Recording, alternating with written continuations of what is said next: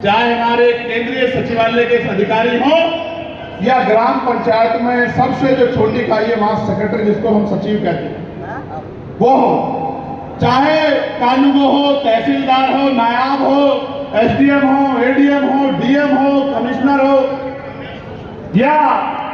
अपर सचिव हो, मुख्य सचिव हो, प्रमुख सचिव हो, जितने भी पद हैं, चाहे पुलिस के हमारे सिपाही हो, चाहे मास्टर हो, डॉक्टर हो, सबके बच्चों का इलाज बीमार होने पर उनका इलाज सरकारी अस्पताल में होना चाहिए। और जो डॉक्टर वहां इलाज कर रहा है उसके बच्चों का इलाज भी, उसका इलाज भी सरकारी अस्पताल में होना। आप देखना, जिस दिन ये पॉलिसी लागू हो जाएगी,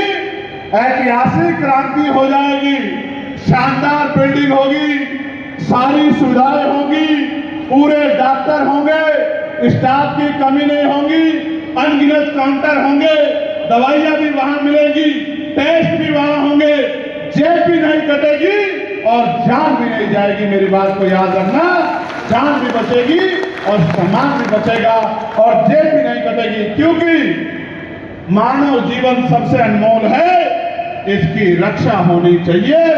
मैंने अपने पिता को अपने हाथों में खो दिया था, पैसे की कमी के कारण, किसी और के पिता की, किसी बहन की, किसी भाई की, किसी के पति की, किसी की मां की,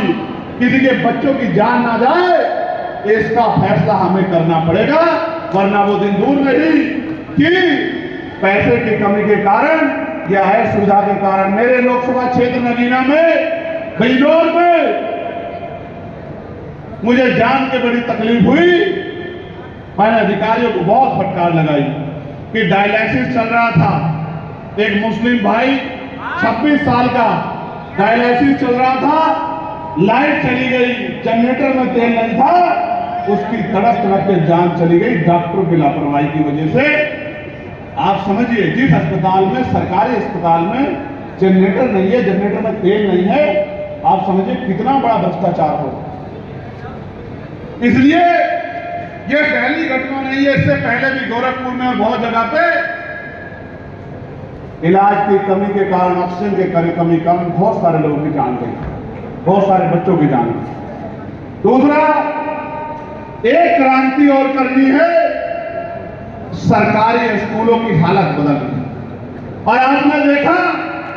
यह सरकार तो सरकारी स्कूल बंद कर रही है, 22,000 है, 22,000 सरकारी स्कूल बंद करने का काम ये उत्तर प्रदेश की सरकार कर रही है। आप मुझे बताओ, कटियार साहब आप प्रोफेसर हैं, सरकारी स्कूल में किसका